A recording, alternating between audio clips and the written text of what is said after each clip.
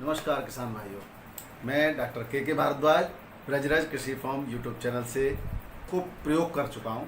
अब इसमें पिछले साल जो मैंने अपनी ऑर्गेनिक धान किए थे, यानी जिसमें मैंने कोई भी केमिकल यूज नहीं किया था, उसमें बिना केमिकल के भी 1509 धान थे और वो सबसे बढ़िया हुए। और मैं आपको एक आश्चर्य की बात ये बता दूं कि जब धान कट चुके थे और कटने के बाद खेत में पड़े हुए थे और उसके बाद मूसलाधार बारिश हुई, यानी कि धान बिल्कुल डूब गए पानी में। और डूबने के बाद जब सूख गया पानी, उसके बाद वो निकाले तो उनके ऊपर से कलर गायब नहीं हुआ, धान के ऊपर से चमक बरकरार थी। तो ये शायद ऑर्गेनिक धान का कमाल था। और पेटेंट फार्मूला जो हमने अपना फार्मूला, पेटेंट तो नहीं कहेंगे उसको, लेकिन हमारा फार्मूला है। अगर मेरा मानना ये है कि आज मैंने उसमें कुछ केमिकल फर्टिलाइजर्स को भी फार्मूला बता, तो वो मैंने शामिल किए हैं। तो आइए आज बात करते हैं उस फार्मूले की। तो हमारे पास एक तकनीक मैंने उसमें बताई थी। अब नर्सरी की बात नहीं करते हैं, अब बात करते हैं कि धान के कल्ले सर्वाधिक कैसे प्राप्त करें। अगर आपने जिस तरह से मैं बता रहा हूँ उस तरह से सही बिल्कुल आपने फर्टिलाइजर का प्रयोग किया और धान की देखभाल की, तो आपकी जो पैदावार है 101% बढ़ेगी दोस्तों, और रोग भी आने की संभावनाएं नगण्य हो जाएंगी। मैंने तो क्योंकि रसायन का प्रयोग रोपाई कर दी, रोपाई के सही 10वें दिन क्या करना है आपको, 12 केजी प्रति एकड़ के हिसाब से खल लेनी है और 2 केजी प्रति एकड़ के हिसाब से गुड़ लेना। पुराना मिल जाए, बेहतरीन काला गुड़ मिल जाए कोई, वो सबसे बेहतर है। और 4 केजी मट्ठा लेना है गाय का, और इसके अलावा 2 केजी बेसन लेना है। इसको आप, बेसन नहीं हो कोई बात नहीं, मट्ठा नहीं हो कोई बात नहीं, लेकिन अगर हो तो बहुत बेहतर है। इसको आप एक ड्रम के अंदर जो है 1 दिन पहले घोल दें। 1 दिन पहले घोलने के बाद दूसरे दिन इसको पानी के साथ खेतों में, अपने धान के खेतों में लगा दिए। 1 एकड़ का फॉर्मूला दोस्तों, आप उसके बाद हिसाब से कैलकुलेशन कर ले जितना चाहिए आपको। तो आप देखेंगे कि देखिए जो हम खल दे रहे हैं, खल में काफ़ी सारे माइक्रोन्यूट्रिएंट्स हैं, उसके सल्फर भी है और आपकी नाइट्रोजन की पूर्ति भी करेगा। तो अब देखो, रासायनिक खाद जब हम दे देते हैं तो उसका असर आपको 24 घंटे या 36 घंटे में तुरंत दिखाई देता है, लेकिन जो आपकी ये वाली खाद है इसका असर आपको धीरे धीरे जो है 15-20 दिन या 25 दिन तक चलता है, धीरे धीरे। तो अब आपको ये हो गया। उसके बाद अगले जो है 15वें दिन, आपका 10वें दिन हो गया, 5 दिन के बाद आप इसका थोड़ा थोड़ा असर देखेंगे। तो 15वें दिन अगर आपको लगता है कि असर नहीं हो रहा है और बहुत अच्छा आपको रासायनिक खाद का भी प्रयोग करना है, तो 1 बैग एसएसपी ले लें, सिंगल सुपर फास्फेट, और 1 बैग यूरिया ले लें प्रति एकड़ के हिसाब से। और इसको जो है आप अगर इसको खेत में डाल दें तो ये हो गया 15वें दिन का फॉर्मूला। उसके बाद आप क्या करेंगे, 20वें दिन, अगले 5 दिन बाद, एक साथ नहीं डालना आपको सब। कुछ लोग क्या करते हैं कि आज हमने तो डाल देना है और उसके बाद 20 दिन बाद देखेंगे। आपको कोई भी रासायनिक जो खाद हैं, फर्टिलाइजर हैं, उनको एक साथ प्रयोग नहीं करना है, क्योंकि एक दूसरे में उनका जो असर है वो कम हो जाता है। उसके बाद क्या करना है, उसके बाद 20वें दिन आपको क्या लेना है, ये यहाँ पर ध्यान देना बहुत जरूरी है। रासायनिक खादों के तौर पर आपको जिंक सल्फेट लेनी है। जिंक सल्फेट 33% आती है। ये कितनी लेनी है, 1 एकड़ में अगर आपने पहले जिंक डाल दिया यूरिया के साथ में, तब आपको उतना अमाउंट कट कर देना है, 5 से 7 केजी प्रति एकड़ के हिसाब से जिंक सल्फेट 33% लेना है। और उसके बाद लेना है मैग्नीशियम सल्फेट। मैग्नीशियम सल्फेट कितना लेना है, 5 केजी प्रति एकड़ के हिसाब से। और उसके बाद लेना है आयरन सल्फेट। आयरन सल्फेट में एक चीज़ ध्यान रखनी है, फेरस सल्फेट नाम से आता है। फेरस सल्फेट 19% के नाम से आता है।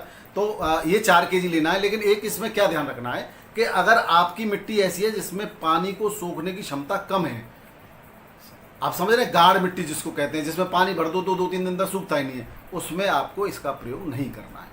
लेकिन जो मिट्टी या दूसरे तरीके से, अगर आपने पीएच मान चेक कराया किया है, तो जिस मिट्टी का पीएच 5 या 7 से नीचे है, 6 से नीचे है, उसमें 6 बिल्कुल भी नहीं करना है। और 7 से ऊपर पीएच है, तब इसको आपको फेरस सल्फेट का प्रयोग करना है। ये हो गया आपका फॉर्मूला। और अगर आप कर सकते हैं तो 1 किलो मैंगनीज सल्फेट भी ले सकते हैं। इसमें माइक्रोन्यूट्रिएंट्स है दोस्तों। जिंक एक तरह से कैटलिस्ट का काम करेगा, उत्प्रेरक का काम करेगा। सारे जो है नाइट्रोजन और मुख्य तत्व तो 3 होते हैं जो मैक्रो रूप में चाहिए, नाइट्रोजन, पोटेशियम और फास्फोरस। लेकिन इनको सही जगह पर पहुंचाने का, सही तरह से काम करने का जो और सहयोगी तत्व हैं वो हैं आपके जिंक, आयरन, मैग्नीशियम तो क्लोरोफिल जो होता है इसका जो हरा रंग होता है पत्तियों का और जिसमें इनका भोजन बनता है उसमें मुख्य तत्व है मैग्नीशियम। तो भोजन बनाने की प्रक्रिया को तेज करता है दोस्तों। तो ये जो है तत्व ये भी हमें ज़रूरत पड़ती है। तो इनका मात्रा ले लिया आपने और इसको आप जो है खेत में छिड़काव विधि से डाल देंगे। ये हो गया आपके 20वें दिन का कार्य। और जो है एक बात और फिर 25वें दिन क्या करना है। 25वें दिन आपको एक स्प्रे करना है। इनमें खर्चा बहुत कम है दोस्तों। सबसे बड़ी बात मैं आपको बता दूं, ये जो मेरे फॉर्मूला है इसमें आपको खर्चा बहुत कम आएगा। 25वें दिन आपको ये भी एक दिन पहले करना है। 2 किलो चूना लेना है और 2 किलो चूना लेकर के उसको जो है आप 4-5 किलो पानी में आप भिगो दें। उसके बाद 1.5 किलो करीब यूरिया ले लेना है, उसको अलग से एक बाल्टी में गला दें, वही 4-5 किलो पानी ले लें। उसके बाद आपको 500 ग्राम वही फेरस सल्फेट लेना है। ये एक तो और अगर आपको हाइड्रेटेड मिल जाएगा फेरस सल्फेट FeSO4.9H2O का फॉर्मूला होता है, यानी कि ये घुलनशील होता है, वो वाला आपको फेरस सल्फेट लेना है। वो लेकर के और आपको जिंक सल्फेट लेना है 700 ग्राम। जिंक सल्फेट वही पहले हमने यूज किया था, वही जिंक सल्फेट 700 ग्राम लेना है 33% में। अगर आपको ये न मिले, अगर आप चिलेटेड लेते हैं तो चिलेटेड तो बहुत ही बेहतरीन है। चिलेटेड जिंक लेना है वो फिर केवल 100 ग्राम लेना है आपको। 100 ग्राम चिलेटेड जिंक ले लें। और चिलेटेड नहीं मिलता कोई बात नहीं, आप 500-700 ग्राम आप वही ले लेंगे, क्या, जिंक सल्फेट। अब इन तीनों एक दिन पहले इनको भी अलग अलग घोल बना के रख देंगे आप। एक दिन पहले इसलिए क्योंकि ठीक से ये अच्छी तरह से घुल जाए पानी में। और जब ये घुल जाएंगे तो आप इन सबको आपको 1 एकड़ में 150 लीटर पानी का प्रयोग करना है दोस्तों। तो 150 लीटर पानी में का प्रयोग आप जानते ही हो। 150 लीटर पानी का मतलब है आपके 20 से 25 लीटर की आपकी जो पंप होती है, स्प्रे पंप, उसमें जो है कितना यूज करना है उसके उस अनुपात में आप इसको पूरे को 150 लीटर पानी में आप पूरे अपने खेत में स्प्रे कर देंगे। अब ये स्प्रे हो गया, वैसे तो आपका पिछला भी रिजल्ट आता रहेगा और ये स्प्रे हो गया तो धान के अंदर एकदम से फुटवा स्टार्ट हो जाएगी और कम से कम जो है बहुत सारे कल्ले आप देखें, आप प्रयोग करके देखना। एक खेत में इसको थोड़ी से एरिया में नहीं छिड़कना, बाकी के एरिया में छिड़कना, तो आपको देखेंगे एक कल्लों की भरमार उत्पन्न हो जाएगी। दूसरा, एक कल्ले फूटने का एक और तरीका होता है। अगर आपने जब रुपाई कर रहे हैं उस समय आपकी पौध ज़्यादा लंबी है तो उसकी कटिंग भी की जाती है दोस्तों। और अगर आप और दूसरा एक और पाटा लगाने की प्रक्रिया भी की जाती है। ये जब रोपाई के 6वें-7वें दिन का प्रक्रिया है, तो ये एक अलग प्रोसेस है। और आप जो है अब देख लेंगे, ये हो गया आपका जो है 25 दिन का। 5 दिन बाद आप क्या देखेंगे, अगर आपको लग रहा है कि ग्रीनरी कम आई है या भड़वार कम हो रही है तो आप NPK लेंगे 19-19-19। ये भी सबसे सस्ता आपका उर्वरक है। इसके अंदर नाइट्रोजन, फास्फोरस और पोटास तीनों हैं।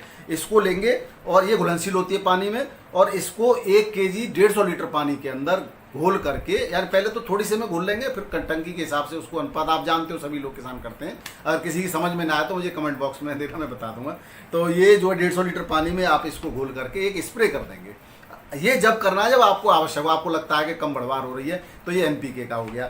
अब आप 45वें दिन, यानी कि अब देखेंगे इसके बाद आपको अगर कोई रोग या कुछ और दिखाई देता है या खरपतवार नाशी या वो सब चीज़ें अलग हैं। मैं तो केवल उर्वरक की बात कर रहा हूँ जिससे आपकी पैदावार बढ़ेगी। खरपतवार नाशी या हम और भी केमिकल प्रयोग करते हैं, कोई रोग आ रहा है उसकी दवाई प्रयोग करते हैं, वो एक अलग प्रक्रिया। उसके लिए आप चाहेंगे तो मैं दूसरा वीडियो दे दूंगा। और इसके बाद जब अब देख आपका धान बहुत तेज़ी से बढ़वार करेगा, बहुत सारे कल्ले फूटने लगेंगे, एकदम हरा हो जाएगा, और कोई रोग अगर दिखाई देगा, जिंक की कमी होगी या आयरन की कमी होगी, तो उसमें किस तरह के पत्ते होंगे वो भी आपको जो है दिखाई दे जाएंगे। जिंक की कमी में जो पत्ते होंगे उस पर आगे जो है सफ़ेद पीलापन सा होगा, जो सफ़ेद सा हो जाएगा। और कभी कभी क्या होता है, गाढ़ खेत में हम जिंक ज़्यादा दे देते हैं या आयरन ज़्यादा दे देते हैं, तब भी पत्ते पीले पड़ जाते हैं। तो आपको ये भी ध्यान रखना है कि किस खेत में कितने अमाउंट में चीज़ें देनी, ज़्यादा नहीं देनी, ज़्यादा से नुकसान होता है। और आप एक काम और कर सकते हैं, अगर आपका खेत का pH ज़्यादा है तो उसमें आप फिटकरी का प्रयोग भी कर सकते हैं। फिटकरी आप 2 किलो फिटकरी ले लें और फिटकरी की एक पोटली बना दें। जब भी आप पानी दें तो आपके ट्यूबवेल की जहाँ दाल पड़ती है उस पर रख दें, वो धीरे धीरे घुल के लगती रहेगी। इसका जब पानी देना बंद हो जाए वापस रख दें उसको। इस प्रक्रिया को आप अपना सकते हैं। 05234 लेना है, वही ये भी जो है घुलनशील होता है। और 05234 लेकर के इसमें 100 ग्राम बोरोन लेना है। 100 ग्राम बोरोन लेकर के और इसका भी स्प्रे उसी तरह से कर देना है जैसे पहले किया है, जो हर बार करते हैं हम। अब स्टार्टिंग फ्लावरिंग के स्टार्टिंग के डेज में ये प्रक्रिया कर देनी है।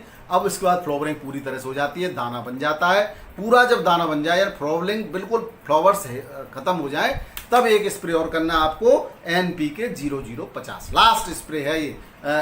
फंगस आता है या कोई बीमारी आती है वो अलग बात है, वैसे आएगी नहीं अगर आप इस तरह से काम करेंगे तो, लेकिन वो अलग, उसकी दवा आप अलग यूज करेंगे, उसका अलग प्रोसेस है। यहाँ पर आपको 0050 जो लेना है उसको वही 1 kg पर 150 लीटर पानी में स्प्रे कर देना है। इसमें 100 ग्राम बोरोन लेना है इसमें भी।